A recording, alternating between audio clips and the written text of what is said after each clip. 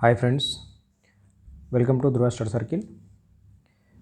మనం ఈ daily current అఫైర్స్లో భాగంగా ఈరోజు మార్చ్ 9th కరెంట్ అఫైర్స్ చూస్తాం. మరి మార్చ్ 9th కదా అని చెప్పేసి ఇక్కడ మార్చ్ 8th కనబడుతుంది కదా. ఇక్కడ మనకు ఒక అంశం యాడ్ అయింది. క్యాంపెయిన్ థీమ్, ఈ ఇంటర్నేషనల్ ఉమెన్స్ డే ఏదైతే ఉందో ఆ క్యాంపెయిన్ థీమ్ అనేది మనకి ఇన్స్పైర్ ఇంక్లూజన్ అని చెప్పేసి ఒకటి యాడ్ చేసుకోవాలి. మెయిన్గా థీమ్ వచ్చేసి మనకి ఇన్వెస్ట్మెంట్ ఉమెన్ యాక్సిలరేటెడ్ ప్రోగ్రెస్ అని చెప్పేసి పెట్టుకున్నాం కదా. ఇది క్యాంపెయిన్ థీమ్ వచ్చేసి ఇన్స్పైర్ ఉమెన్ అని చెప్పేసి మనకి థీమ్ అయితే మనం యాడ్ చేసుకోవాలి. నెక్స్ట్ మనకి సుధామూర్తి గారు, ఇన్ఫోసిస్ యొక్క నారాయణమూర్తి గారి యొక్క భార్య గారు మనకి సుధామూర్తి గారు రాజ్యసభకి నామినేట్ కావడం జరిగింది, రాష్ట్రపతి చేయడం జరిగింది. ఇది మనకు రాష్ట్రపతి నామినేటు 80 సబ్ క్లాజ్ 1A ఆర్టికల్ ప్రకారం మనకి 12 మందిని నామినేట్ చేస్తారు. మనకు తెలుసు, అది షెల్ నామినేట్, ఖచ్చితంగా నామినేట్ చేయాలి. ఇది మనకు 80 సబ్ క్లాస్ 3 ప్రకారం మనకి స్పెషల్ నాలెడ్జ్ అంటే ఆర్ట్లో కానీ, సైన్స్లో కానీ, లిటరేచర్లో కానీ, సోషల్ సర్వీస్లో కానీ. ఇది మనకు స్టేట్కి వచ్చేసరికి మళ్ళీ కోఆపరేషన్ మూమెంట్ అని చెప్పేసి ఉంటాయి, సహకారంలో అని చెప్పేసి. ఇది మన గవర్నర్ ఉంటారు, గవర్నర్ నామినేట్ చేస్తారు.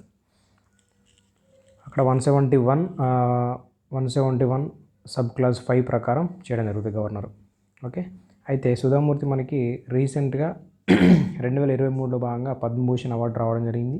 2006లో భాగంగా పద్మశ్రీ రావడం జరిగింది సుధామూర్తి గారికి. మనకి అన్కామన్ లవ్ అని చెప్పేసి బుక్ అయితే ఒకటి రాయడం జరిగింది. The early life of Sudha Narayana Murthy అని చెప్పేసి ఒక బుక్కు.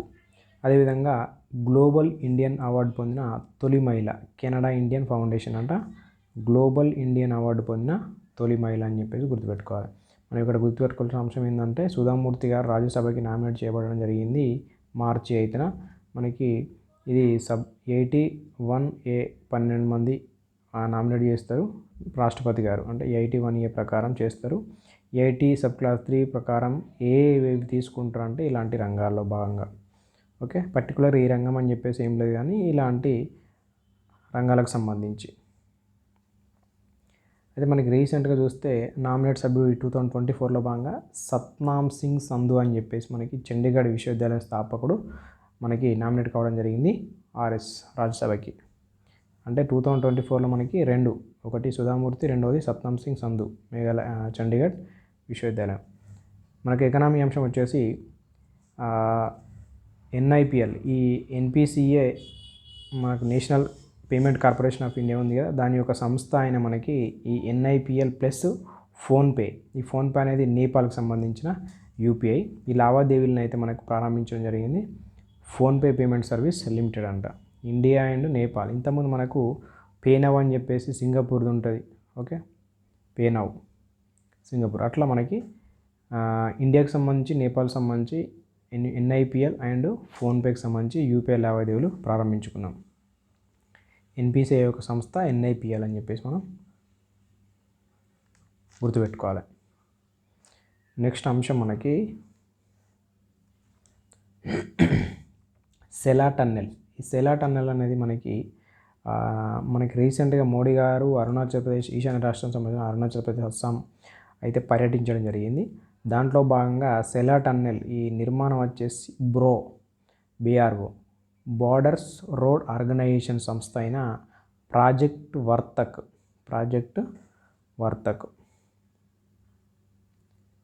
ఓకే, ప్రాజెక్ట్ వర్తక్ కింద మనకు ప్రారంభించడం జరిగింది. అయితే అరుణాచల్ ప్రదేశ్లోని PM మోడీ పర్యటన సందర్భంగా మనకు స్టార్ట్ చేయడం జరిగింది, పశ్చిమ కమాంగ్ జిల్లా.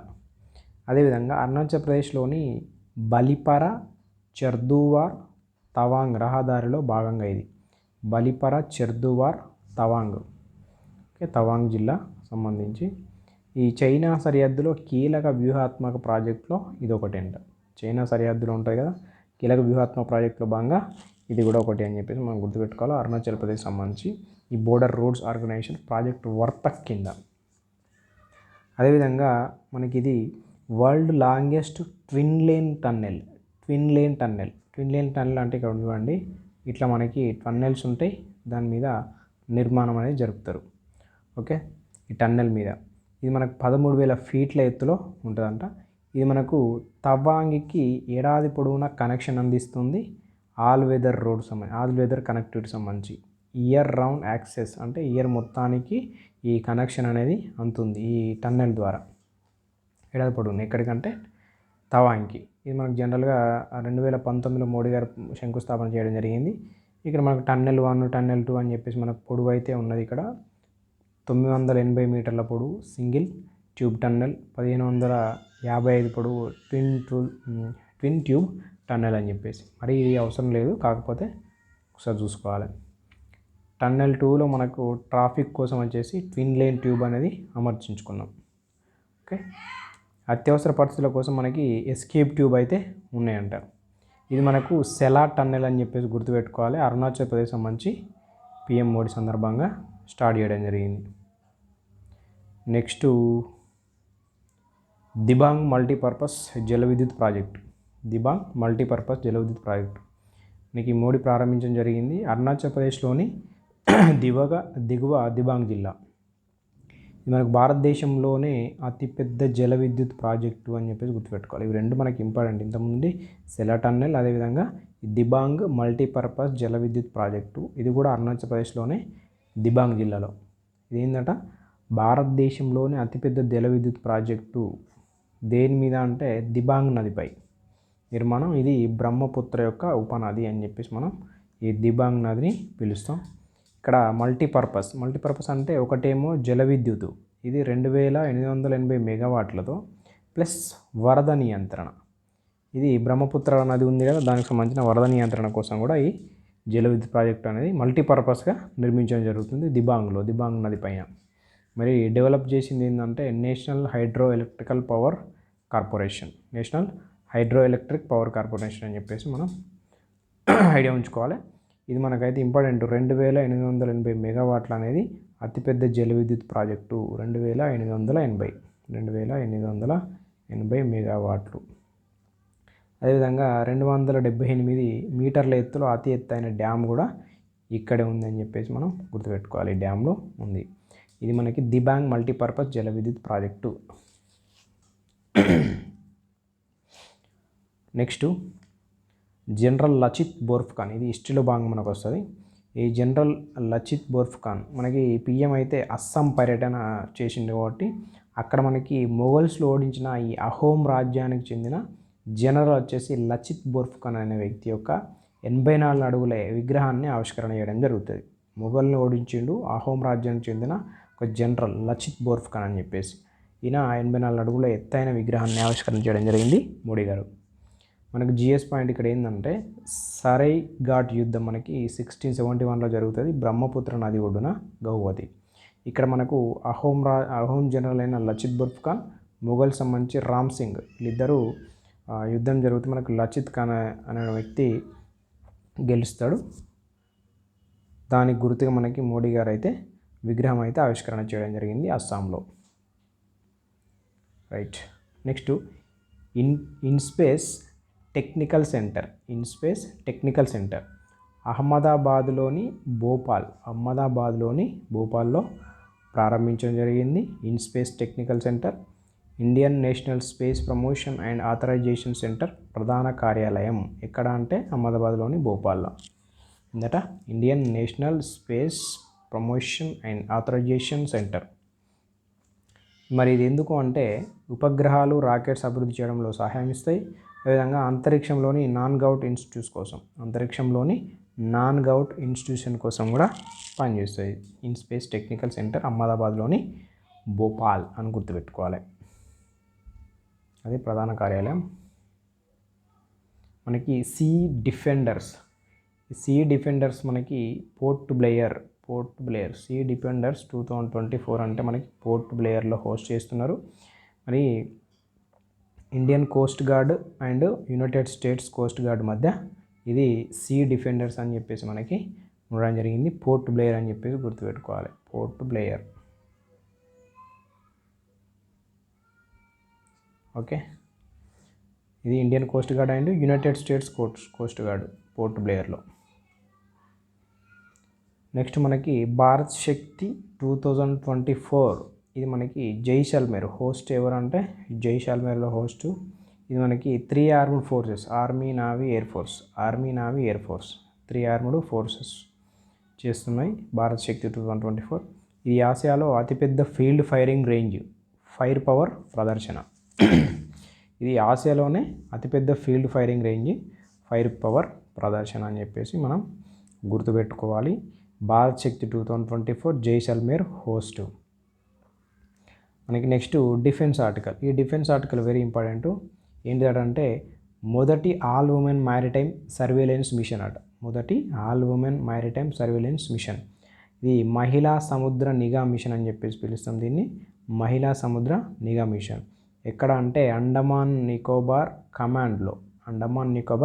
కమాండ్లో ఐఎన్ఎస్ ఉత్క్రోష్. ఇక్కడ మనకి ఈ మహిళలు ఉండడం జరిగింది. శుభాంగ్ స్వరూప్, దివ్య శర్మ, వైశాలి మిశ్రా. ఈ ఐఎన్ఎస్ ఉత్క్రోష్లో భాగంగా 3 మహిళలు శుభాంగి స్వరూప్, దివ్య శర్మ, వైశాలి మిశ్రా. అండమాన్ నికోబార్ అనే మనకి కమాండ్ మనకు ఐఎన్ఎస్ ఉత్క్రోష్ అని చెప్పేసి గుర్తుపెట్టాలి. ఎందుకంటే అందరూ మహిళలే. All women maritime surveillance mission అని చెప్పేసి మనం గుర్తుపెట్టుకోవాలి. Andaman Nicobar command INS Utkrosh. Right. Next మనకి కృత్రిమ రీఫ్ దిబ్బ రెండవది. ఇది మనకి మహారాష్ట్రలోని మొట్టమొదటిసారిగా వర్లీ కొలివాడ అని చెప్పేసి మనము గుర్తుపెట్టుకోవాలి. వర్లీ కొలివాడ సమీపంలో మనకి అరేబియా సముద్రంలో 210 కృత్రిమ దిబ్బలు అయితే ఏర్పాటు చేసినట్టు మనకి ఆల్రెడీ భారతదేశంలో ఇది రెండవది. ఫస్ట్ ఇది ఎక్కడ అంటే పుదుచ్చేరి. రీసెంట్ మనకి వార్తల్లో ఉంది ఇది. ఫస్ట్ పుదుచ్చేరి. ఇప్పుడు రెండోది అయితే మహారాష్ట్రలోని వర్లీ కొలివాడలో కృత్రిమ రీఫ్ దిబ్బ అని చెప్పి గుర్తుపెట్టుకోవాలి. వర్లీ కొలివాడ. ఓకే. నెక్స్ట్ మనకు బీబీఎన్జే బ్లూ లీడర్స్ అని చెప్పేసి. ఈ బీబీఎన్జే అంటే biodiversity beyond national jurisdiction high seas. Biodiversity beyond national jurisdiction హైసీస్పై బెల్జియంలో బ్లూ లీడర్స్ సమావేశం అంట. మరి ఈ అంశం ఏంటంటే ఈ బీబీఎన్జే ఒప్పందం అనేది 2025 నాటికి మనకు అమల్లో తీసుకురానుంది. ఫ్రాన్స్లో నైస్లోని సమ్మిట్లో భాగంగా ఇది మనం పెట్టుకోవడం జరిగిన అంశం అయితే 2025కి సంబంధించి. కేవలం 2 దేశాలు మాత్రమే ఆమోదం పొందినాయి అంటే అవి చిలీ అండ్ పలావ్. ఇవి గుర్తుపెట్టుకోవాలి. కనీసం 60 దేశాలు ఆమోదిస్తే కానీ ఇది అమల్లోకి రాదు. బీబీఎన్జే బ్లూ లీడర్స్ అని చెప్పేసి. Okay. Biodiversity beyond national jurisdiction. ఇది మనకు బెల్జియంలో బ్లూ లీడర్స్ సమావేశం అని చెప్పి గుర్తుపెట్టుకోవాలి. ఎక్కడ అంటే బెల్జియం. అయితే ఇది మనకి హైసీస్ అన్నాం కదా. హైసీస్ అంటే ఏంది? హైసీస్ అంటే మనకు జనరల్గా మన ఇండియా ఇట్లా ఉంటుంది కదా. ఈ పటం చూసుకుంటే ఇక్కడ నుండి మనకి అంతా సముద్రం ఉంటుంది. ఇక్కడ సముద్రం మనకి 12 నాటికల్ మైల్స్. ఈ 12 నాటికల్ మైల్స్ వరకు మన యొక్క టెరిటరీ వాటర్ అని చెప్పేసి లేకుంటే ప్రాదేశిక ప్రదేశం అని చెప్పేసి అంటాం. ప్రాదేశిక వాటర్ ప్రదేశం అంటే ఈ 12 నాటికల్ మైల్స్ వరకు మనకు కంప్లీట్గా సంపూర్ణ అధికారాలు అయితే ఉంటాయి. అదేవిధంగా ఈ 12 నాటికల్ మైల్స్ నుంచి 200 నాటికల్ మైల్స్ వరకు దాన్ని ఎకనామిక్ జోన్ అని చెప్పేసి పిలుస్తాం. ఎకనామిక్ జోన్లో భాగంగా కూడా మనకి కంప్లీట్గా అధికారాలు అనేవి ఉంటాయి 200 నాటికల్ మైల్స్ వరకు. అయితే ఈ 200 నాటికల్ మైల్స్ దాటిన తర్వాత ఏదైతే ఉంటుందో అది 370 km తర్వాత దీన్నే హై సీస్ అయితే అక్కడ స్టార్ట్ అవుతుంది. దీని తర్వాత స్టార్ట్ అయ్యేదే హై సీస్ అంటాం. అంటే ఇక్కడ దీని మీద ఈ సముద్ర ప్రాంతం మీద ఎవరికి అధికారాలు ఉండవు అని చెప్పేసి 200 నాటికల్ మైల్స్ తర్వాత ఏ దేశానికి కూడా అధికారాలు ఉండే సముద్ర ప్రాంతం తర్వాత అని చెప్పేసి. అయితే దాన్ని మనం హైసీస్ అని చెప్పేసి అంటాం. ఈ ఐసీస్ సంబంధించి మనం ఎప్పుడు చేసుకున్నాం అంటే 1982లో United Nations conversation of the law and sea అని చెప్పేసి మనం 1982లో భాగంగా టెరిటోరియల్ వాటర్ అని చెప్పేసి అదేవిధంగా ఎకనామిక్ జోన్ అని చెప్పేసి మనం పెట్టుకోవడం జరిగింది. Next hyper. ఈ హైపర్ అనేది మనకి text to video generative AI అయితే సాధనం, ఆర్టిఫిషియల్ ఇంటెలిజెన్స్ సాధనం. దీన్ని హైపర్కు చెందిన ఇషు మియావో అండ్ జియువాంగ్. హైపర్కు చెందిన ఈ ఇషుమియావో అండ్ జియోవాంగ్ అయితే అభివృద్ధి చేయడం జరిగింది. మనకి ఇంతకుముందు సేమ్ ఇట్లాంటిదే సొరా ఉంది, SORA, ఈ ఓపెన్ ఏఐ యొక్క టెక్స్ట్ టు వీడియో అని చెప్పేసి సొరా అండ్ ఇది హైపర్, ఏదంటే హైపర్కి సంబంధించిన ఇషుమియావో జియోవాంగ్ అయితే డెవలప్ చేయడం జరిగింది. ఓకే, నెక్స్ట్ గవర్నమెంట్ పాలసీస్లో భాగంగా మనకి Jal Shakti Abhiyan, catch the rain అని చెప్పేసి మనకు 2024లో భాగంగా Jal Shakti Abhiyan catch the rain 2024 5th edition ఇది. అంటే ఎవ్రీ ఇయర్ మనం కండక్ట్ చేసుకుంటాం. కేంద్ర జలశక్తి మంత్రి గజేంద్ర సింగ్ షెకావత్ న్యూఢిల్లీలో మనకి ప్రారంభించడం జరిగింది 9th March 2024. అయితే థీమ్ వచ్చేసి మనకి ఈ నారీ శక్తి సే జలశక్తి అని చెప్పేసి, నారీ శక్తి సే జలశక్తి ఈ సంవత్సరం థీమ్ 2024 సంబంధించిన థీమ్. అయితే మనకి ఇది నీటి సంరక్షణ, నీటి వనరుల నిర్వహణ, మహిళల పాత్రపై హైలైట్ దీని మీద. మరి నిర్వహణ వచ్చేసి మనకి మినిస్ట్రీ ఆఫ్ జలశక్తి అని చెప్పేసి మనం గుర్తుపెట్టుకోవాలి. 9 March 2024 నుండి 30 November 2024 వరకు. ఎవరు అంటే మినిస్ట్రీ ఆఫ్ జలశక్తి. ఓకే, దేశంలో మనకి గ్రామీణ పట్టణ ప్రాంతాలకు కూడా కవర్ చేస్తాడ. ఒక జలశక్తి అభియాన్ 2024 సంబంధించి నారీ శక్తి సే జలశక్తి అని చెప్పేసి థీమ్ పెట్టుకున్నాం. నిర్వహించేది ఎవరంటే జలశక్తి శాఖ వాళ్ళు. మరి జలశక్తి మంత్రి మనకు స్టార్ట్ చేయడం జరిగింది న్యూఢిల్లీలో గజేంద్ర సింగ్ షెకావత్ అని చెప్పేసి మనం గుర్తుపెట్టుకోవాలి. మహతారి వందన్ యోజన. ఈ మహతారి వందన్ యోజన అనేది మనకి ఛత్తీస్గఢ్లో ఇది మనకి స్కీము. ఈ ఛత్తీస్గఢ్ స్కీమ్ ఏంటంటే మోడీ ప్రారంభించడం జరిగింది. అర్హులైన వివాహిత మహిళలకి మంత్లీ 1000 రూపీస్ ఇస్తారట. మనకి 1 January 2024 నాటికి 24 years ఉంటే విడాకులు తీసుకున్న మహిళలకైనా, అదేవిధంగా డిజర్టెడ్ ఉమెన్ అంటే విడిచిపెట్టిన మహిళలకైనా కూడా ఇవ్వడం జరుగుతుందట. దీనివల్ల ఏమవుతుందంటే 21 years ఏజ్ అంటే మనకి మేజర్ అయిన తర్వాతనే పెళ్ళి చేస్తారు కాబట్టి దీనివల్ల కొంత బెనిఫిట్ అంటే బాల్య వివాహాలు జరిగే అవకాశం ఉండదని చెప్పేసి గుర్తుపెట్టుకోవాలి. ఛత్తీస్గఢ్ దాన్ని ఎంకరేజ్మెంట్ కోసమే ఇలాంటి స్కీమ్స్ అనేవి పెట్టడం జరుగుతుంది. ఛత్తీస్గఢ్ గుర్తుపెట్టుకోవాలి మహతారి వందన్ యోజన అని చెప్పేసి. నెక్స్ట్ ఇంకొక స్కీమ్ మనకు వార్తల్లో ఉంది, అది మనకు పోషణ్ పక్వాడా. ఈ పోషణ్ పక్వాడా అనేది మనకి 9th March to 23rd March 2024 15 days మనకి ఈ నిర్వహణ అయితే women and child development ministry చేస్తుంది. లక్ష్యం వచ్చేసి మనకు పోషకాహారం, ఆహార పద్ధతులు మరియు మహిళల ఆరోగ్యం అని చెప్పేసి గుర్తుపెట్టుకోవాలి. Next India AI mission. ఈ ఇండియా ఏఐ మిషన్ వచ్చేసి ఆర్టిఫిషియల్ ఇంటెలిజెన్స్ కదా. లక్ష్యం వచ్చేసి ఏఐ వ్యవస్థను బలోపేతం చేయడం కోసం మనకి ప్రభుత్వ మరియు ప్రైవేట్ రంగాల్లో వ్యూహాత్మక కార్యక్రమాలు అయితే చేపడతారు ఇండియా ఏఐ మిషన్లో భాగంగా. బడ్జెట్ వచ్చేసి 5 years పాటు 10,371.92 కోట్లు అయితే మనకి బడ్జెట్ కేటాయిస్తుంది మనకి 5 years పాటు. ఈ నోడల్ మంత్రి శాఖ ఎవరంటే ministry of electronics and information technology. ఇది గుర్తుపెట్టుకోవాలి, ఏఐకి సంబంధించి కాబట్టి ఎలక్ట్రానిక్స్ అండ్ ఇన్ఫర్మేషన్ టెక్నాలజీ మంత్రి వాళ్ళు నోడల్ శాఖ. దీని బడ్జెట్ వచ్చేసి 10,371.92 కోట్లు 5 years పాటు. మరి దీన్ని అమలు ఎవరంటే డిజిటల్ ఇండియా కార్పొరేషన్ కింద మనకి ఇండియా ఏఐ స్వతంత్ర వ్యాపార విభాగం ద్వారా అమలు చేయబడుతుంది. ఏంటంటే డిజిటల్ ఇండియా కార్పొరేషన్ కింద ఇండియా ఏఐ స్వతంత్ర వ్యాపారం కింద అమలు చేయబడతాడ. ఈ ఐబిడి అని చెప్పేసి ఇండిపెండెంట్ బిజినెస్ డిపార్ట్మెంట్ అని చెప్పేసి స్వతంత్ర వ్యాపార విభాగం. ఇది India AI mission. Next Pritzker architecture prize 2024. ఇది ఆర్కిటెక్చర్లో విభాగంలో మనకి నోబెల్ అని చెప్పి చెప్పుకోవచ్చు. ఇది జపాన్ ఆర్కిటెక్ట్ అయిన రికెన్ యమమోటోకి రావడం జరిగింది ప్రిట్జ్కర్ ఆర్కిటెక్ట్ 2024 ప్రైజ్. జపాన్ నుండి 9th వ్యక్తి అట. మనకు ఇండియాలో భాగంగా బాలకృష్ణ దోషి అని చెప్పేసి 2018లో రావడం జరిగింది. ఇప్పుడైతే మనకి జపాన్ వ్యక్తి అయిన రికెన్ యమమోటోకి రావడం జరిగింది. ఇది ఆర్కిటెక్చర్లో నోబెల్ అని చెప్పేసి పిలుచుకుంటాం ప్రిట్జ్కర్ ఆర్కిటెక్చర్ ప్రైజ్ 2024. అదేవిధంగా 71st మిస్ వరల్డ్ మనకి హోస్ట్ అయితే ఇండియా చేస్తుంది రెండవసారి. ఫస్ట్ మనకు 1996 బెంగళూరులో చేయడం జరిగింది. ఫస్ట్ అయితే 71st మిస్ వరల్డ్ అనేది ఇండియా కండక్ట్ చేస్తుంది, బ్యూటీ విత్ బ్రెయిన్స్ అని చెప్పేసి. ఇక్కడ మన వేదికలు వచ్చేసి రెండు ఉన్నాయి, ఒకటి ఢిల్లీ, రెండోది ముంబై. ఢిల్లీలో మనకు భారత మండపం అని చెప్పేసి, ముంబైలో జియో వరల్డ్ కన్వెన్షన్ సెంటర్ అని చెప్పేసి. ఇండియా తరపున పోటీ అయితే మనకి సినీ శెట్టి అయితే పోటీ చేయడం జరుగుతుంది మిస్ వరల్డ్లో పోటీల్లో. మనకి ఇండియా విజేతలు వచ్చేసి ఒకటి రీటా ఫరియా 1966లో, ఐశ్వర్య రాయ్ 1994లో, డయానా హెడెన్ 1997లో, యుక్తాముఖి 1999లో, ప్రియాంక చోప్రా 2001లో, మానుషి చిల్ల 2007లో. ఈ మనకు ఇండియా విజేతలు. ఓకే, ఇప్పుడైతే మనకు సినీ శెట్టి అని చెప్పేసి పోటీ అయితే చేస్తుంది మిస్ వరల్డ్లో భాగంగా.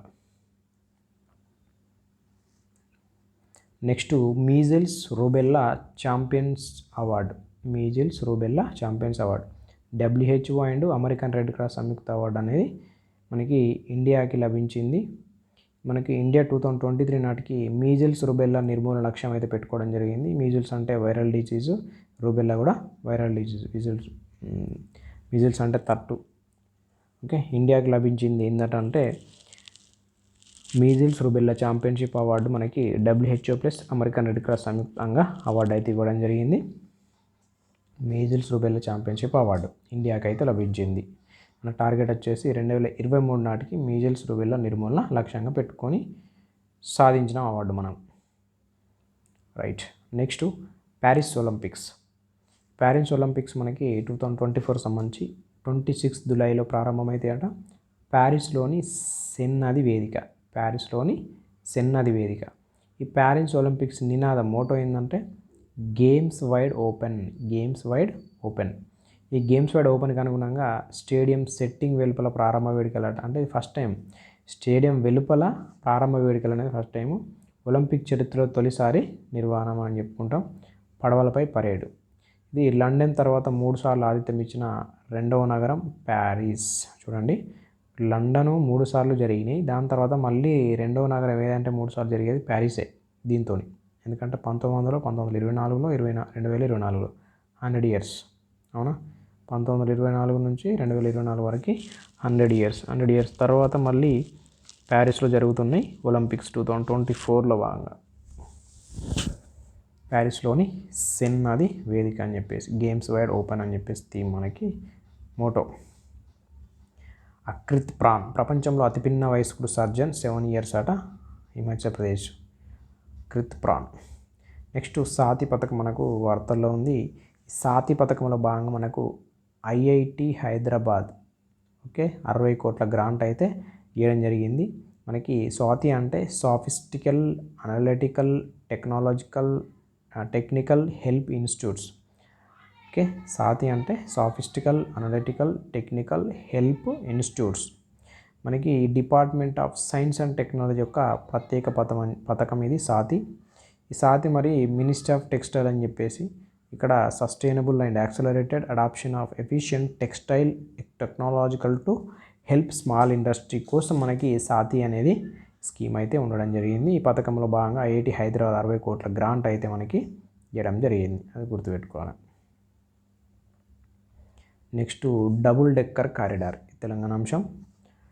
డబుల్ డెక్కర్ మనకి 9 మార్చ్ 2024 మనకి సీఎం రేవంత్ రెడ్డి గారు శంకుస్థాపన చేస్తున్నారు. ఇది మనం గుర్తుపెట్టుకోవాల్సిన అవసరం ఏంటంటే 5.32 కిలోమీటర్ మనకి elevated corridor, 4.65 km under ground tunnel మనకి 600 మీటర్స్. ఇది మనకి ఎక్కడి నుండి ఎక్కడికంటే సికింద్రాబాద్ ప్యారడైజ్ జంక్షన్ నుంచి బోయినపల్లి డైరీ ఫామ్ రోడ్ వరకు. ఇది NH-44 రోడ్లో భాగంగా. అదేవిధంగా 6 lanes రహదారి అయితే ఉంటుందట. 6 lanes రహదారి.